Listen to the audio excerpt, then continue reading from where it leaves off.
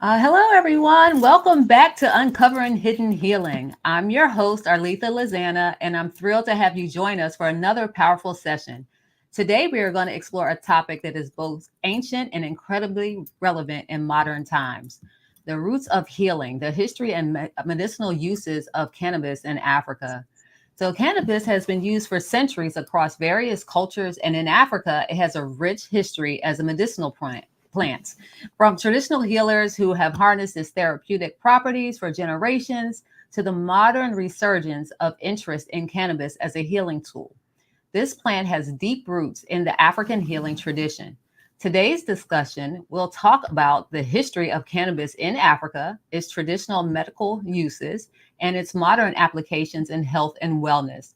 We are so honored today to be joined by Nicole, a passionate advocate for the medicinal benefits of cannabis and the founder of WH Farms Incorporated.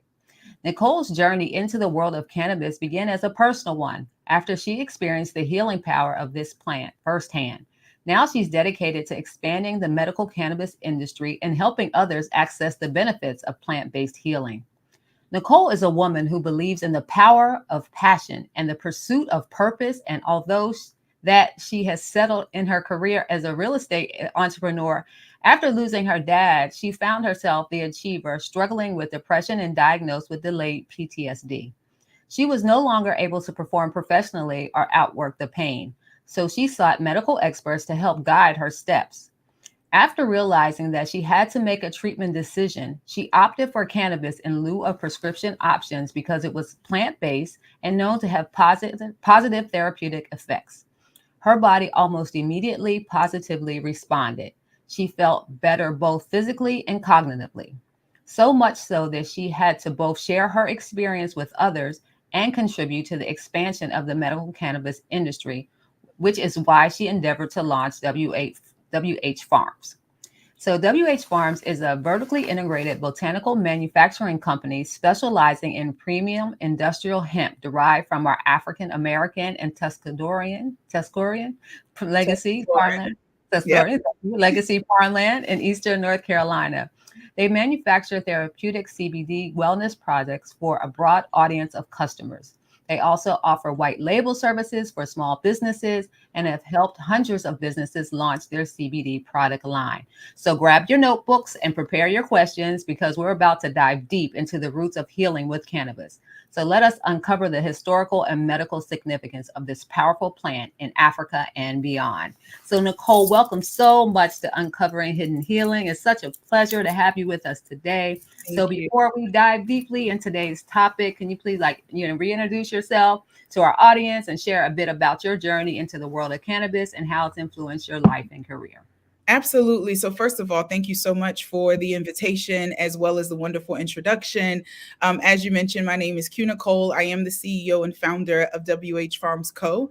And my journey was one that started with my desire to find something for my own medical challenges. As mentioned, upon the death of my father, I really just had a large amount of grief and anxiety that just appeared to just appear, right? And so I was continuing as a professional commercial real estate developer, working through my career, but I felt as if I was attempting to move through quicksand.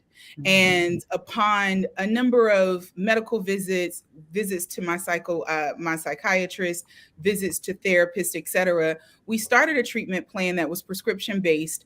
But I started to feel very weird side effects and just felt very uncomfortable with that being the first layer of defense. I am a homeopathic by nature. I really do enjoy essential oils and other natural elements for my own healing purposes. So to deal with the anxiety and the grief and the delayed PTSD with a prescription just was a little bit abnormal for me. And so I began to notice how the cannabis renaissance was underway. There were a number of veterans and other military personnel explaining how CBD helped with their PTSD. And so when I decided to take matters into my own hands, I was living in Maryland at the time, and I found a bottle that looked similar to this. This is actually our prescription grade tincture, but I found a bottle similar to this, a tincture, and I decided that this would be the way that I would consume cannabis. I didn't want to smoke it because I had my own biased toward it, professionally.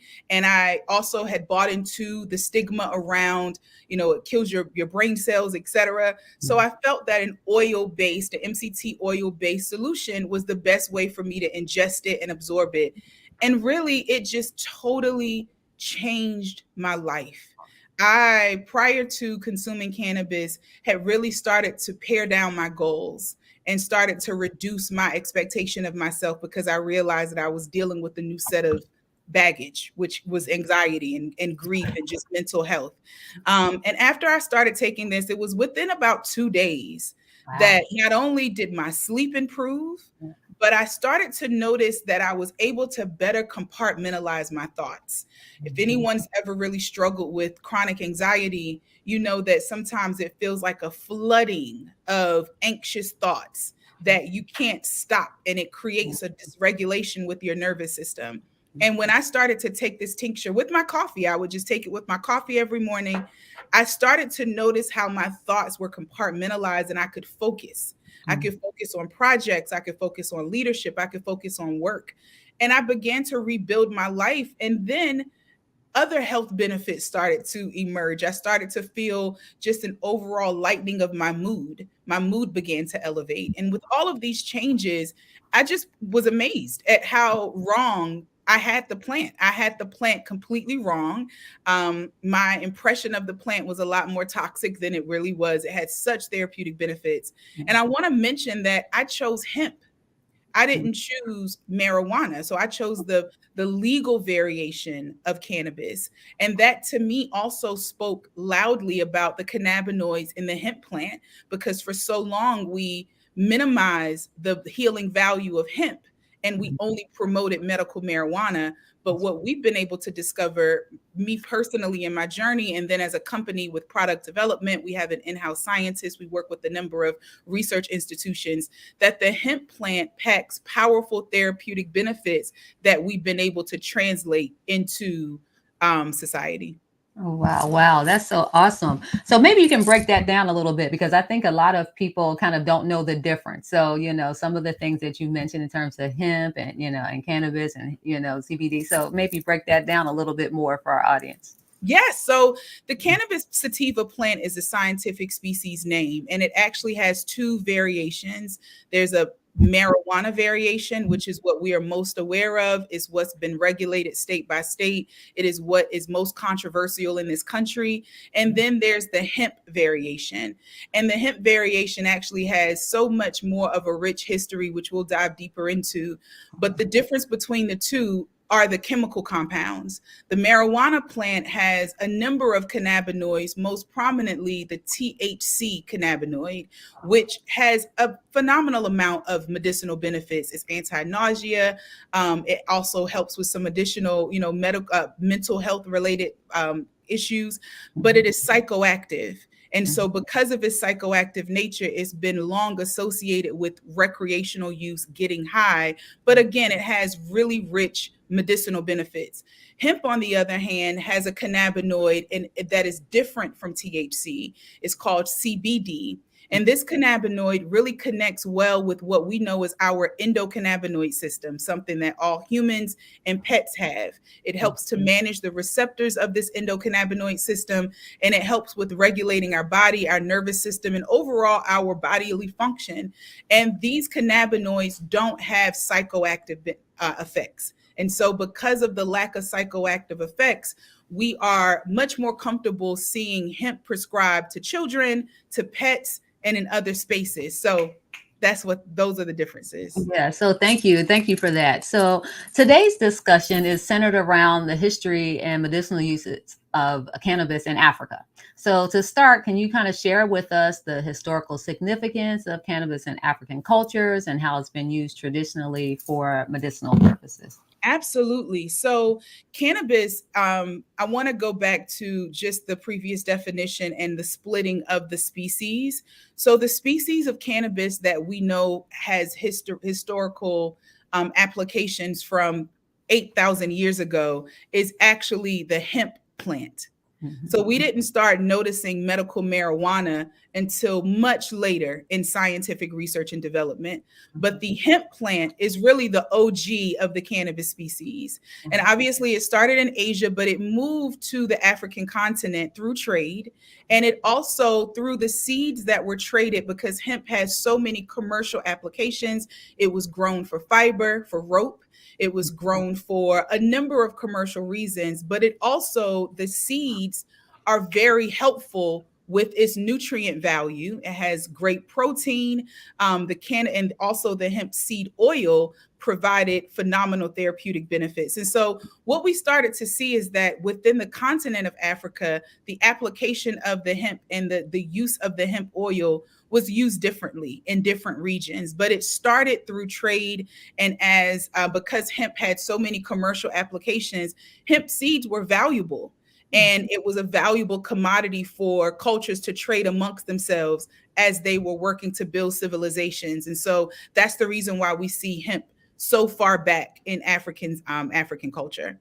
Okay, awesome. Awesome. So do you have any stories or information about how different healers maybe in Africa like used hemp or cannabis, or Absolutely. Absolutely. One of the things that I love about the cannabis plant, and again, hemp and marijuana look the exact same. The only difference is the chemical components. But what I love about both the hemp and the marijuana plant is that you can use every aspect of the plant, from the stalk to the biomass to the flower to the seeds. And so when you see this vast usage of the plant, you can appreciate how each culture that I'm going to mention in today's presentation use the plant differently. There were cultures such as the Khoisan culture of Southern Africa, and those individuals indigenous to Southern Africa had a rich heritage of using cannabis in their spiritual and medicinal practices. When you see cannabis used and spoken of from a spiritual perspective, typically we're talking about consuming it or absorbing it through smoking or through some sort of smoking element that contributes to the psychoactive benefits. And then medicinal practices, obviously, as discussed with the oil and the seeds. There's a story about the Khoisan shamans or healers who use cannabis to enter a trance-like state during healing rituals. And it was believed to allow them to communicate with the ancestors and the spirits so that they can facilitate a healing process. So much of African culture has a strong, rich foundation on previous cultures and previous ancestors and how they've done things. And so keeping the ties to the ancestors for instruction, for healing rituals, is one of the ways that cannabis was used. And it was seen that the smoke was meant to open the mind and the spirit to help the shaman connect in the spiritual realm. Then we have the Bantu tribes in Central and Southern Africa. And the Bantu tribes, they were known for using a medicinal herb like cannabis to treat a variety of pain ailments. They use the oil for salves to treat wounds and to alleviate pain. And the healer believed that the plant spirit would guide a healing process, that the patient would not only receive a physical recovery, but a spiritual recovery. And I want to point out that a couple of years ago, we hosted a conference. We are always educating entrepreneurs about this industry and the therapeutic benefits of the plant. And during our conference, we actually worked with a number of cannabis nurses. And one of the nurses said that she preferred prescribing cannabis to her patients versus prescription medication, because prescriptions will come with additional side effects that will require additional prescriptions. And it would almost be like a rabbit hole of prescribing pills and all of these various things to patients, whereas cannabis would provide a robust healing, and it was a different recovery journey. So when I think about the Bantu tribe, and even hearing in 2023 what a cannabis nurse said about how patients' recovery, the process is different when the cannabis plant is used versus a prescription medication, I find that to be very similar. So we also have Ethiopians and Ethiopian herbalists and Rastafarians who use cannabis known as ganja, and it was used with as a sacred herb, known to evoke wisdom, known to evoke spiritual holiness, spiritual practices that led to healing. And also they used cannabis tea. They actually brewed the tea in Ethiopian communities to treat ailments like headaches, digestive issues, and respiratory problems. And so again, going back to how the marijuana and the hemp leaf both have medicinal benefits, whether psychoactive or non-psychoactive, because cancer patients, for example, have a number of digestive issues that they're able to manage, like nausea, that they're able to manage with a psychoactive plant such as marijuana or any of its cannabinoid derivatives. A couple of others, the Swahili Coast, they actually had a very strong cannabis ritual in the Sufi rituals. And so it was used as a traditional medicine. The healer would use cannabis to treat epilepsy. And so they also felt that the plant itself was a gift from God. And so they would actually use the oil and prepare it with other herbs to rub over the body of the person who was epileptic. And they would also use the oil to use as an incense burned during prayer sessions so that they can receive their healing guidance from the ancestors. Right. So I know I've shared a lot. I would love to pause if you have any questions, but I have a couple of others prepared as well that I would love to share. Oh yeah, no, you can continue. I was really excited. That's the first time I heard about a tea. So I was like, okay, I didn't know about that. So yeah, go ahead and continue. It's great. Absolutely. So we have the North African Berber community. So similar to Ethiopia, we're in the same region in Morocco. Cannabis was cultivated in the Rif Mountains for centuries. And the Berber people have been using the plant in their traditional medicine. They would use the plant to heal women of severe menstrual cramps. And they claim that the plant's warmth would ease the pain and restore the woman's vitality. And again, I personally have had issues with fibroids. So many women of the African American or even Black and Brown community deal with fibroid issues. And I too use cannabis for my own women's health challenges. So again, we're seeing how rituals that have predated us, for centuries are now relevant in today's modern science. And this also, the Berber community, again, used it as a drink. They actually would infuse the cannabis leaves in hot milk or water and then sweeten it with honey. And it was used or consumed to relieve menstrual pain, reduce anxiety, and then improve overall well-being. Wow, that is super interesting. So, you mentioned like the uses, just like in traditional African context, but and then before, just like in general. But what do you see, when you're doing your research, how is it used most often? What are some of the elements and some of the conditions and things like that? You mentioned a lot, so kind of pulling it together. Yeah, so that's a great question. And I advise everyone who's listening to pay attention to your local state laws when they pass medical cannabis, because what you'll find is each state will have a list of treatments that they are willing to say that medical cannabis can be prescribed for. And so that is a great way to see in 2024 where the country is in terms of the power of the plant. But we've seen it most often with pain relief, insomnia relief. We've certainly seen it with stroke, seizures, epilepsy. We've seen a lot of the skin. There's some beauty elements that aren't as chronic in terms of wellness conditions, but eczema, anti-inflammatory qualities that the cannabis plant has.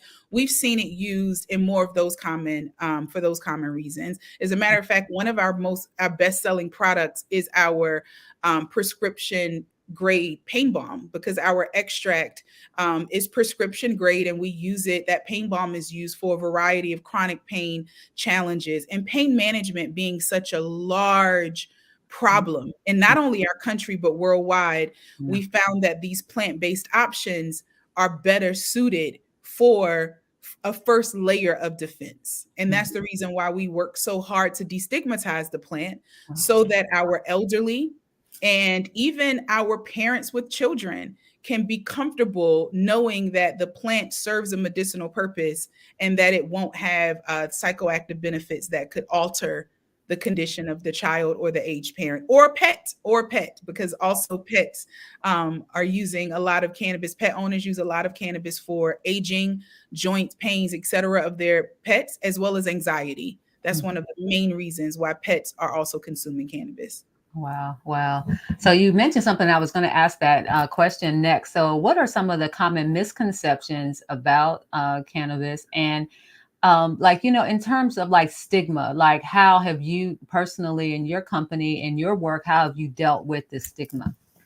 Yes. So some of the common misconceptions about cannabis is that, first of all, it's cannabis is one type of plant, not knowing that it's actually two variations of a species and differentiating hemp from marijuana.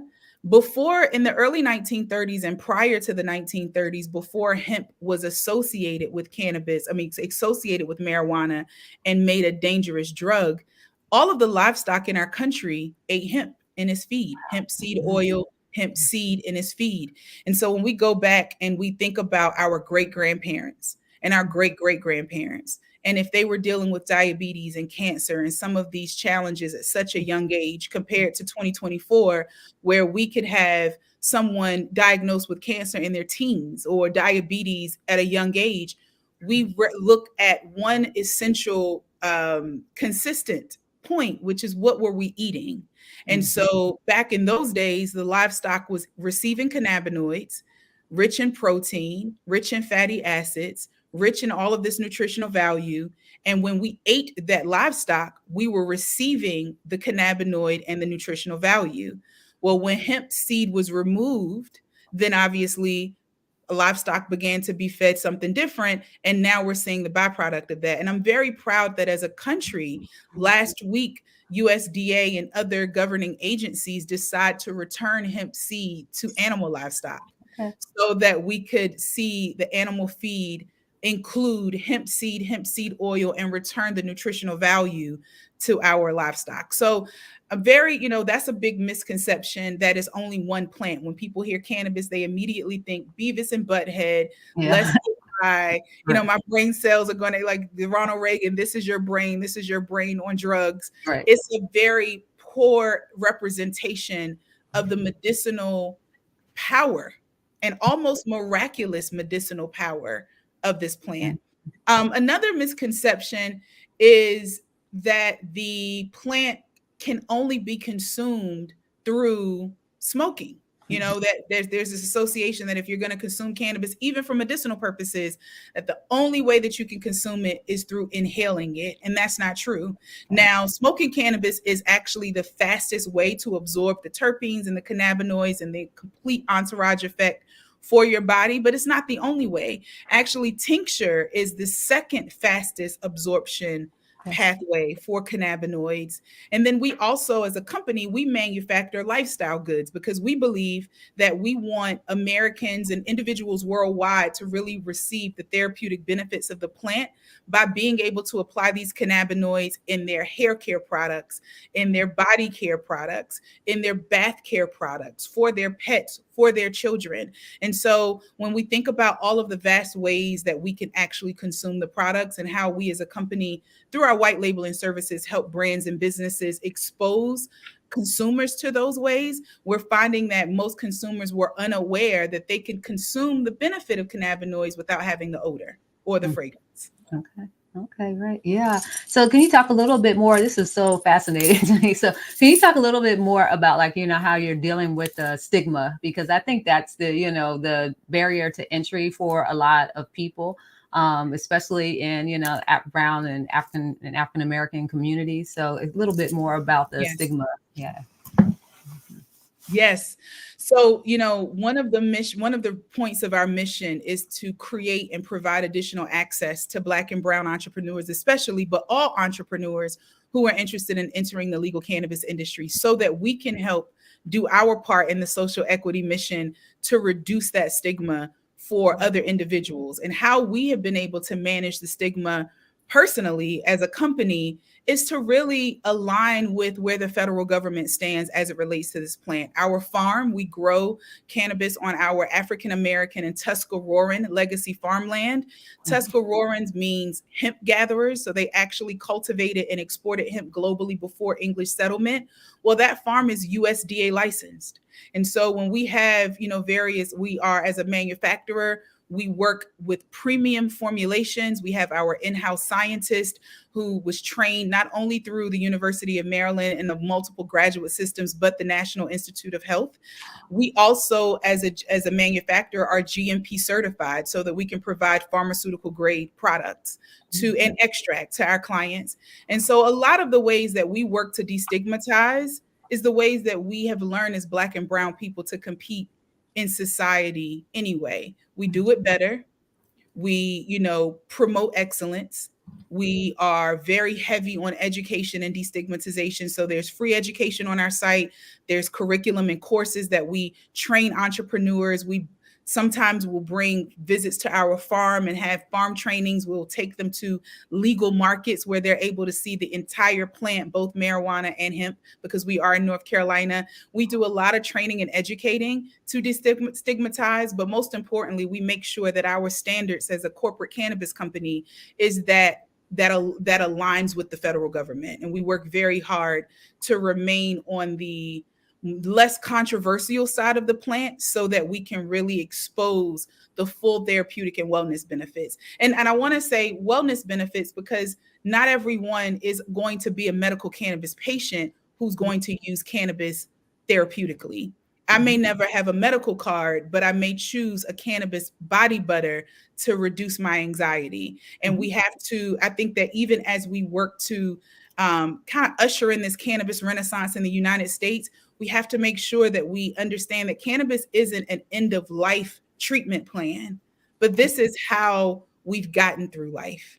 This is how Black and brown communities, they've kept this plant popularized because it's how they manage their mental health challenges. We may not know about the PTSD that exists in our inner cities, but there are dysfunctional homes, there's domestic abuse, there's poverty, there's homelessness, there's lack, and all of that creates trauma. And many people have thought that this plant was making people high and providing them with an escape. But history shows us, especially the history of the use of the plant in Africa, that this has been the way that people have used to really manage trauma, mental health, and anxiety challenges that may never be diagnosed. And I definitely want to make sure that I elevate that because I never want to minimize this criminal conversation about cannabis. Almost has to be tabled now that we recognize that there are people who are using it prescribed and people who are using it unprescribed, but the benefit of the plant is consistent. It has therapeutic benefits. Yeah, absolutely. You answered like about 3 questions I had, like right in all together. So the questions were just, tell us more about your business, what you did. So awesome. I mean, you can always add, to that, tell us about the legacy, of cannabis as a healing tool. You talked about that, the stigma, the misconceptions, so I'm going to open it up to see if our audience has any questions. But while we're waiting for those, can you share some success stories or examples, where your products have made significant difference in the life of your customers? Absolutely. So we as a company are a B2B brand. We have helped over 150 businesses and brands launch or expand a legal product line through our white labeling service. And so our customers are businesses and we love hearing their clients' feedback. We have a cannabis nurse in Georgia who actually uses our extract and balm. And she works with the aging community. So she has private contracts with elderly clients and patients. And so she uses cannabinoid science and therapy for their challenges versus normal prescriptions. And she sent us a testimonial about a year ago from one of her aging clients who said that when she goes to church, because of the pain in her hand, she was never able to release her hand and clap. And for that first day in service, she was able to clap her hands the entire service because of the actual joint and pain relief and the inflammation relief that the cannabis, the topical provided. We've also had clients with we've had customers who have clients with COPD. And they've used the tincture to kind of relax the muscles around the lungs so that it can affect and improve their breathing, and also reduce the anxiety of what it means to have COPD in a post-COVID society and how susceptible they may be to other challenges. We've had clients who are working in reproductive health, women's health. They've used our flower and different aspects of the flower to make steams and a number of post-delivery options for their patients. I mean, a number of them are doulas. And so they will use the bath bombs during delivery to help with the relaxation, and then also the steam to help with postpartum. Because again, as I mentioned, to absorb the plant through smoking or inhaling it, whether it's through some sort of smokable item, or if the cavity of your body is taking in the steam through a yoni steam, it is giving you some of the best transmission of the cannabinoids and the cannabinoid benefits. So we have chiropractors, we have nurses, we have doulas, we have herbalists, we have hair specialists who use the cannabis oil for alopecia and really, stimulating nerves in the scalp so that they're able to see more of a growth, natural growth for their customers. We have a number of customers. We have a natural homeopathic physician out of Texas who uses the tincture in conjunction with oncology patients that she receives from the local hospital. The local hospital will refer her a group of patients who prefer a natural process to align with their chemotherapy. And she uses the tincture to help with managing their nausea, as well as some of the side effects of the chemotherapy. So we've seen and heard so many great benefits with this plant. And even personally, I had 15 pounds of fibroids removed by C-section. And I refused the medical prescription treatment, and even what was coming into the IV, I asked that it was removed after surgery, and I used a high dosage of our tincture and pain balm to not only medicate but to also regain my ability to walk. So we've seen so many great benefits. Yeah. I mean, it just seems so like it's like so widespread. There's so many things that it can be used for. And it's just so awesome to hear the stories, of the success, in various areas and just all the innovation. It's really exciting. So maybe you can talk a little bit about like how you see the future, of cannabis, in the health and wellness industry, as it relates to, Black and brown communities. So what does the future look like for you? Well, I think that what we see as it relates to the health industry is FDA last year did a great job at working with the number of cannabis manufacturers, our company included, to hear some of these very same testimonials and to receive it so that they can create framework around what the therapeutic benefits of cannabis are. I think that providing that guidance from a federal agency gives companies like ours the ability to more confidently state the claims that we're able to see as evidence in our community with our customers and even with the medical research that's already in place. I think, though, that we still are in need of community support and institutions like your own with Morehouse School of Medicine, your agency's focus in really highlighting natural medicine, to lobby and rally around the destigmatization of the plant. Because when we're asking different states to make an opinion or to develop law and policy around the use of this plant, it's very difficult for policymakers to do so without feeling as if the criminal justice system should also be involved. And I personally and professionally stand against that. I think that, we don't normally bring police officers into doctors' offices. I also believe that if we were to include police, then we probably should have done so with the opioid crisis that we've already allowed to get out of hand.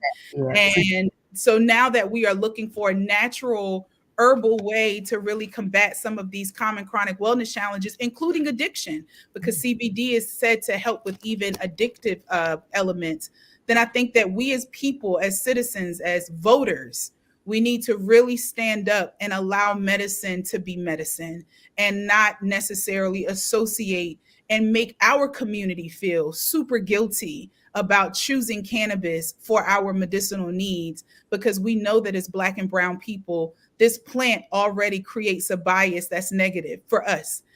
We've heard in North Carolina, and I've done a lot of lobbying and working with a number of lobbyists and working with politicians to make sure that what we pass in the state is really fair.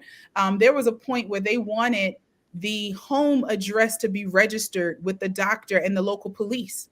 So now if I am a grandparent who may have my grandkids live with me from time to time, and my grandson has a petty marijuana charge, but myself as a grandmother, I have a medical condition that cannabis can help with, then it's just a hysteria that you've added to the thought process of a patient when you add their address to a database that the police is managing for the distribution of marijuana for medicinal purposes. So those are the things that we just really need to pay attention to in our states.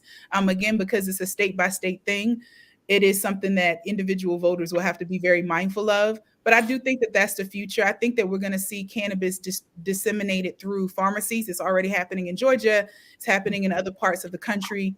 I think that we're going to really see more of cannabis in beverages. Food and beverage is really taking a big attraction to the industry at this time, giving individuals alternatives to recreational beverages that don't create any sort of psychoactive loop, and giving them a plant-based option.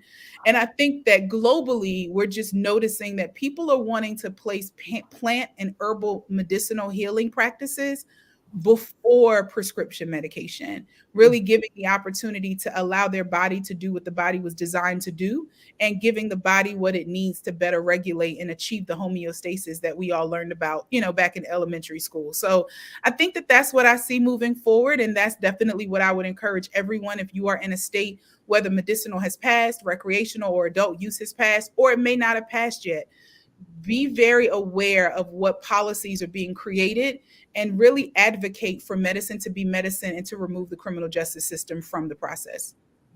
Yeah, thank you. Thank you. That's great. So, like, what advice would you give to, different segments, of the population? So people who may be interested in learning more about medical cannabis to be able to use it for themselves, students or people who may be interested in the educational aspect of, really incorporating it within their studies, or like entrepreneurs, who may be interested in, some type of medical cannabis industry, business or something like that. So what types of, advice would you give to people in those areas? Yes, so there are some phenomenal resources that are in the marketplace today because of this cannabis renaissance. And so for those who are really looking for ways in which the herbal aspects of the plant can help them medicinally, there are a number of very credentialed NIH, a couple of other medical federal agencies that have research around cannabis, its use for common chronic wellness challenges, hypertension, diabetes, pain relief, insomnia. So you should really look for credible sources to learn more about the plant. Also, I love that we are in a space where more consumers of cannabis are consuming it through legal means, so dispensaries, pharmacies, etc., versus the black market. And so this is the time to get to know your bud tender and get to know your favorite dispensary or get to know your favorite brand, so that they can begin to educate you on the strains and the cannabinoids that they're introducing through their products. For those who want to be more educated, there are a number of certifications that are there from a career perspective. And these are not the entrepreneurial individuals, because I have different advice for them. But for those who are looking for careers in cannabis, Gangier is a colleague in the industry, and a number of other certifications that they even are working with community colleges and four-year universities to bring curriculum to really help you with the various aspects of this industry. And I want to pause and say that to any young adult, or even any adult who's looking to maybe have a second career, please understand what it means to know that this entire industry is unfolding right before our eyes.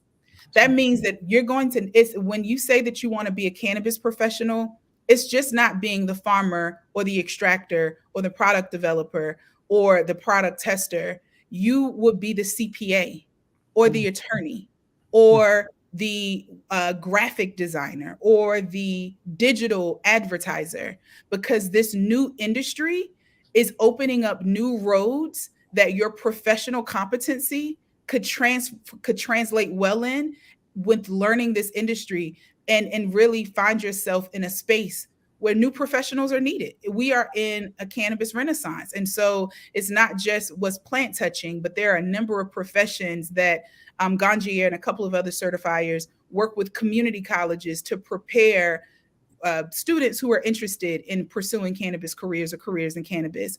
And for entrepreneurs who are interested, WH Farms Co. has a phenomenal profit certification program.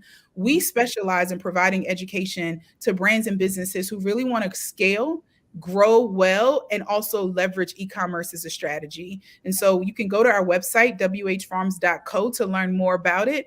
But it is a phenomenal, rich curriculum that not only talks about the history of the plant, it gets into the science of the plant, it gets into product development, but most importantly, we talk about pricing, we talk about advertising restrictions, banking restrictions, and really how to grow and scale a brand online, something that we've not only been able to do ourselves, but we've been able to help over 150 other companies do also.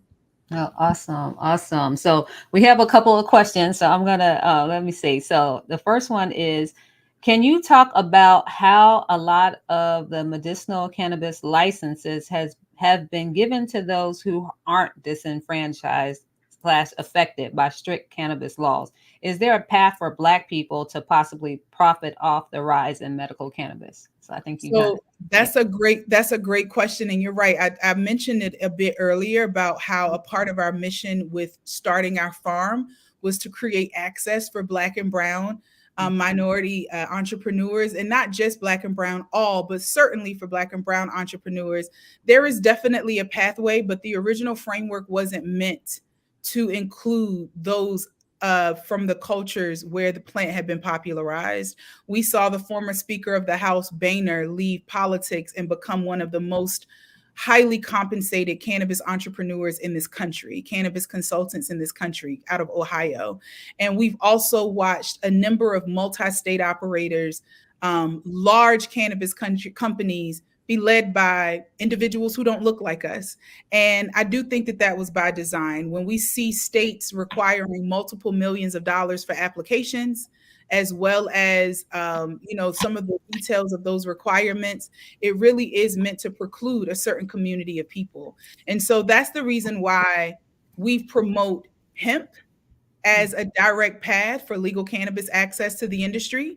And we also believe, and I really want people to hear my heart, today the United States is making it a state by state decision. I don't think that's going to be the case in 5 to 10 years. They're going to develop a federal framework. And what we will know is that the United States use this, and states use this as an opportunity to create great capital off of interest and excitement in an industry where there's limited licenses being distributed and high standards for those licenses. So I think that for those who are interested in joining the industry, like I said, the hemp plant has so many therapeutic and cannabis benefits, and it's a legal pathway to the space. You don't have to grow the plant in order to be in the industry. As a matter of fact, it's easier to start as a brand so that you can really scale, grow, and profit.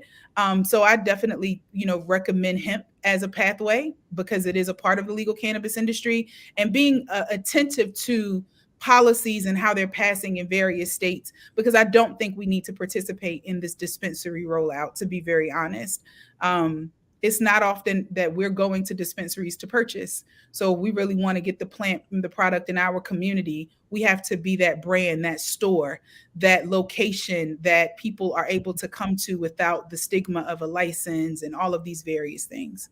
Yep, yep. Awesome. And then you also answered the next question. So the one was about how soon do you see it being more legal nationwide? So instead of, like you said, by states, and then ways around the roadblock. So say you're in a state where it isn't legal, like, what can you do? So if you are in a state that's not legal, again, hemp is federally legal in every state. USDA recognized as a crop and an herb. It's not on the scheduled drug list.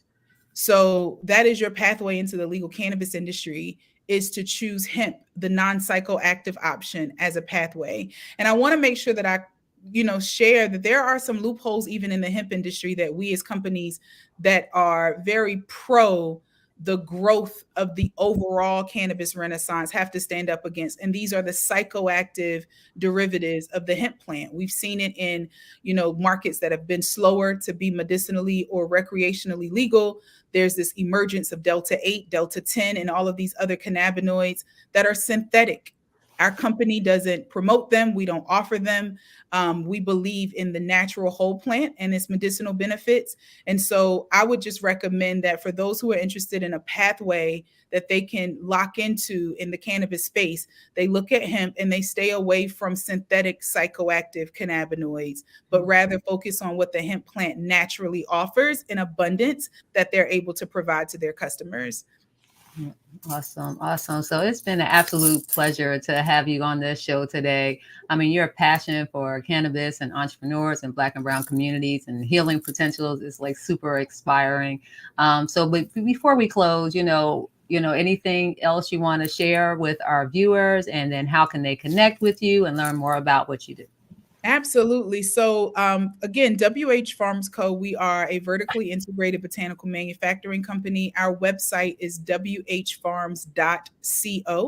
If you're interested in launching or expanding a CBD product line, we actually white label. You can go to our site and see the information about the products that we white label in the process to try our products and book a call with our white label team so that they can help you build a product line that you're proud to bring to your customers and community. And we also have a phenomenal certification program that is explosive. It's expansive. It's where we work with you to really bring you behind the veil in the locker room so that you know how to navigate the nuances of this space. That information is also on our website. We're currently in session now. We're really excited about the feedback that we're getting from our clients. And so we recommend that even if you don't have a product line, but you're just kind of curious, and you as an entrepreneur want to know, how do I plant my flag in this industry so that while this industry grows, my brand and my business also grows, then that certification program is 100% for you. And obviously, again, you can follow us on WH Farms Co. on all of the major platforms, Instagram, etc., and as well as Nicole McNair on Instagram and all of the other platforms as well. Okay, awesome. Thank you so much. This has been great, great. So, I'm about to close, out. And I just want to thank everyone, for being with us today. It was just so informational, learned so much. I want to give a quick shout out to Morehouse School of Medicine. We have a Master's of Science in Biotechnology program with a concentration in medicinal cannabis, so some may be interested in that. We also have a great project that we're piloting. It's called Care Cannabis, and we're training community health workers to deliver information to patients and communities, really to answer questions, and to connect them to resources within their communities. So just a shout out to Morehouse School of Medicine and the work that they're doing there. We're doing there. So I'm also part of Morehouse School of Medicine. And to our viewers, I just want to remind you about our African and African diaspora natural and traditional medicine certificate program. The next cohort starts in January with payments due in December. We offer payment plans to make it more accessible to everyone. And also don't forget about our upcoming natural medicine trip to Brazil, December 6th through 14th. So thank you all so much for joining us today on Uncovering Hidden Healing. So be sure to tune in next Sunday for another engaging conversation. So until then, stay curious, stay healthy, and keep exploring the wonders of natural and traditional medicine. And goodbye for now. Happy Sunday to everyone. Everyone.